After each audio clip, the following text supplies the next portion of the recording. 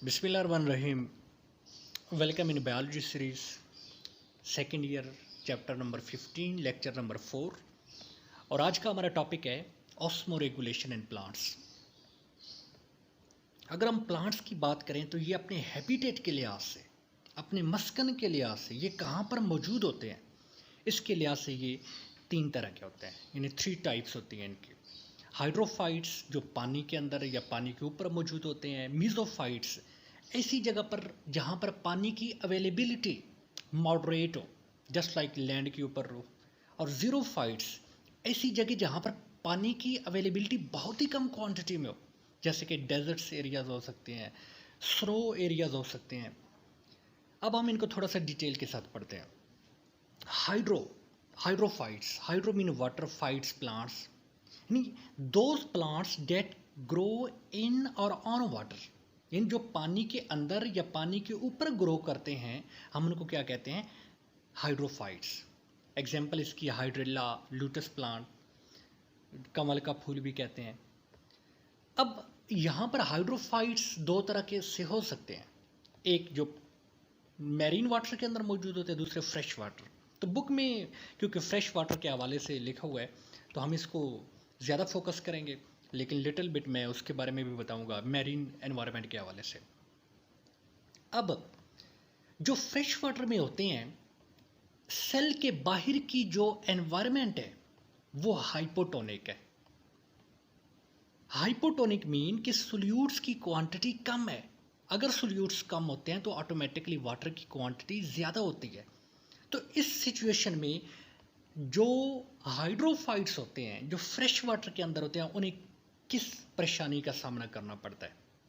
वो ये है कि हाइपोटोनिक एनवायरनमेंट से जो वाटर होगा वो सेल के इनसाइड मूव करेगा।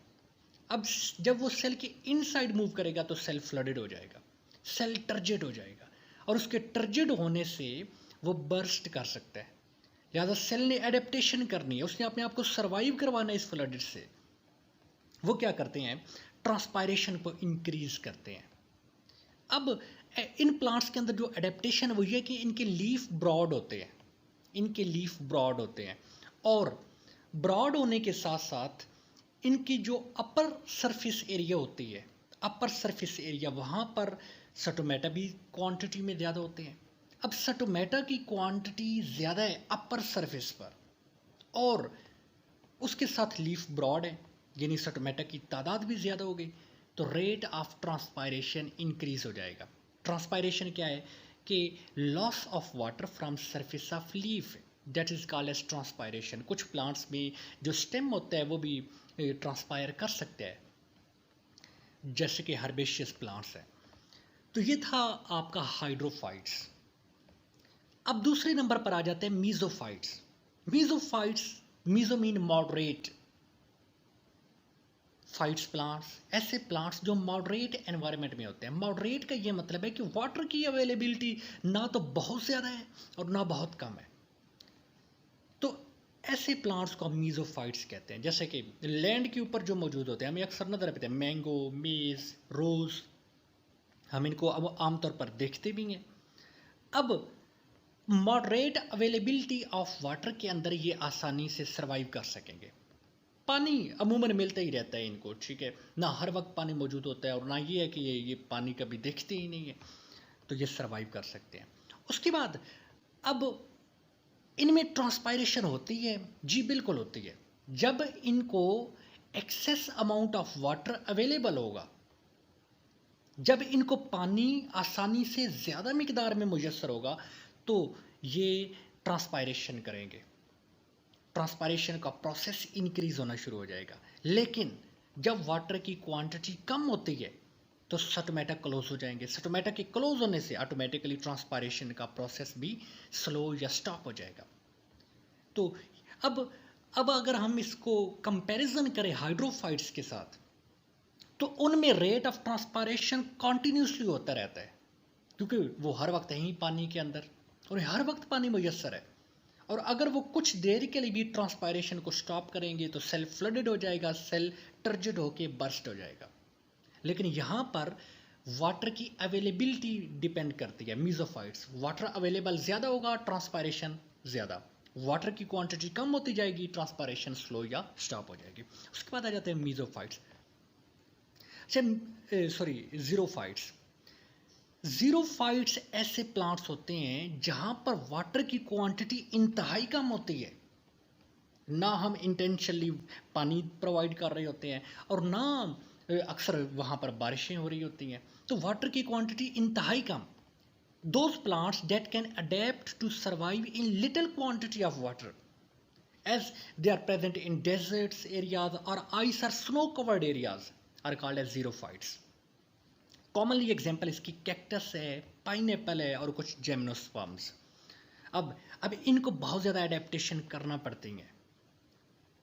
इनके लिए लाइफ टफ है as compare to both hydrophytic plants and mesophytic plants.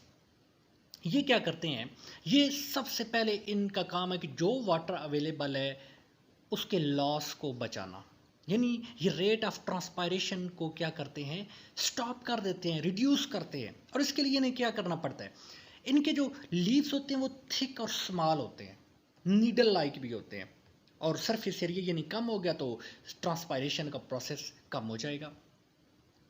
उसके बाद इनके जो लीफ होते हैं उसके बाहर एक वैक्सी लेयर मौजूद होती है जिसको हम क्यूटिकल कहते हैं। ये थिक वैक्सी लेयर है, लेदरी है, और ये वाटर के लॉस को बचाती है यानी प्रिवेंट करती है। उसके बाद स्टोमेटा जो होते हैं वो लीव्स के लोअर साइड पर होंगे या फिर डीप डिप्रेशंस के अंदर मौजूद होंगे, सिर्फ नजर नहीं आ रहे होंगे। और जब ये स्टोमेटा लोअर साइड पर होते हैं और डिप्रेशंस के अंदर होते हैं तो वाटर का लॉस इंतहाई कम हो जाएगा। और कभी कभी तो ये होता है कि अगर वाटर की अवेलेबिलिटी नहीं है, बहुत अरसे तक बारिशें नहीं हुई, वाटर बिल्कुल ना होने के बराबर रह गया, तो ये क्या करते हैं, अपने लीव्स को गिरा देते हैं, यानी shut down of their leaves. तो इस अमल के दौरान ट्रांसपायरेशन का प्रोसेस कंप्लीटली स्टॉप हो जाएगा।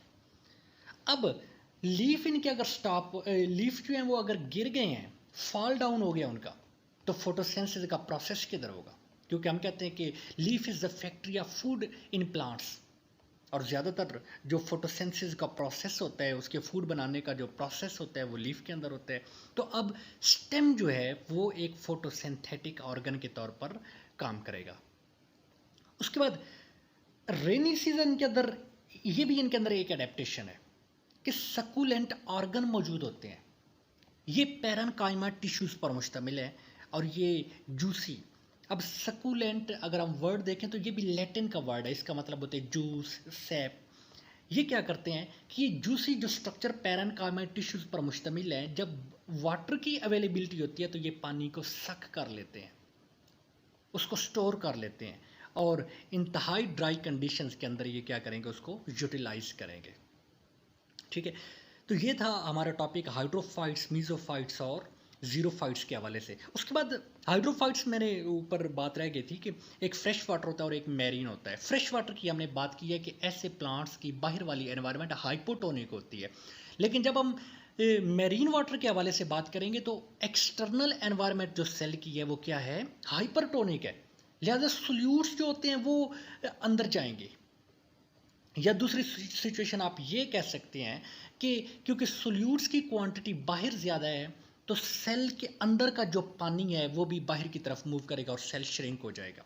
लेकिन ये प्लांट्स क्या अडेप्ट करते हैं, ये एक्टिव ट्रांसपोर्ट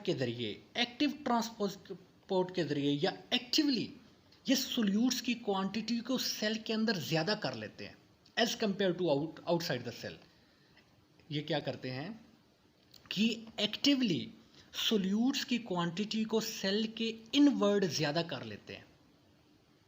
तो ऑटोमेटिकली अब सोल्यूट्स की क्वांटिटी ज़्यादा हो गई है तो बाहर से पानी का जो है एंट्री वो ज़्यादा होगी, ट्रांसपायरेशन फिर वो होती रहेगी और ये अपने आप को क्या करेंगे, सर्वाइव करवा सकेंगे। हाइड्रोफाइट्स, इन्हें कोई पानी की कमी का सामना नहीं करना पड़ता, ट्रांसपायरेशन मैक्सिमम होती है। हाइड्रोफाइट्स के बाद आ जाता है मीजोफाइट्स। वाटर की अवेलेबिलिटी मॉडरेट लेवल पे होती है और वाटर की अवेलेबिलिटी होगी तो ट्रांसपायरेशन होगी, नहीं हो अगर वाटर अवेलेबल तो स्टोमेटा को क्लोज कर दिया जाएगा। जबकि जो ज़ीरोफिटिक प्लांट्स होते हैं ये वाटर की अवेलेबिलिटी अक्सर ही इन्हें नहीं मुयसर होती, तो ये अपने सकुलेंट ऑर्गन्स के ज़रिए स्टोर करते हैं और उसको ड्राई कंडीशन में यूज़ करते हैं।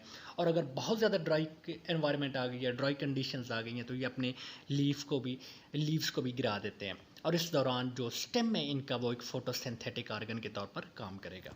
ये था हमारा टॉपिक जो ऑस्मो रेगुलेशन इन प्लांट्स के हवाले से था। इसके अंदर कोई सिचुएशन हो तो अगर इसके अंदर कोई मुश्किल चीज़ आई हो, कोई टर्म मुश्किल हो या कोई कंसेप्ट क्लियर ना हो तो वो लाजमी बताएं कमेंट्स के अंदर। चैनल को सब्सक्राइब करें, अपने दोस्तों के साथ शेयर करें। मज़ीद इस तरह की वीडियोस से एंजॉय करने के लिए, अपने कॉन्सेप्ट्स को बेहतर करने के लिए टच रहें।